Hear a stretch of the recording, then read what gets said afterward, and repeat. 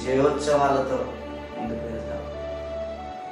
నువ్వు నిలబడతావు, నీ పట్టణం నిలబడుతుంది, నువ్వు నిలబడతావు, నీ సంఘం నిలబడుతుంది, నువ్వు నిలబడతావు, నీ పరిచయం నిలబడుతుంది, నీవు నిలబడితే నీ కుటుంబం నిలబడుతుంది, నీవు నిలబడితే నీ చుట్టుపక్కల వారు నిలబడతారు. నీవు నిలబడితే ప్రపంచంలో నీ ముందు ఉన్నవారు, నీ పక్కన ఉన్నారు ఎవరైనా సరే నీ వలన బ్రతుకుతారు. ఎప్పుడంటే నువ్వు విశ్వాసం నుంచి ఈ శ్రమను లెక్క చేయక, ఈ లోక సంబంధమైనవి, ఈ అక్షయమైనవి, ఈ క్షయమైనవి ఏవి దొరికినా దొరకకుండా, లోక సంబంధమైన అన్నీ కూడా క్షయమైన చేదు లాంటివి. మనకు లోక సంబంధంగా మనం ఉండి చూస్తే అన్ని తీపిగా మధురంగా ఉంటాయి, చూపుకు రమ్యముగా ఉంటాయి, నోటికి రుచికరంగా ఉంటాయి. అదే నువ్వు ఆత్మీయంగా ఉంటే అవన్నీ కూడా క్షయంగా ఉంటాయి. లోక సంబంధం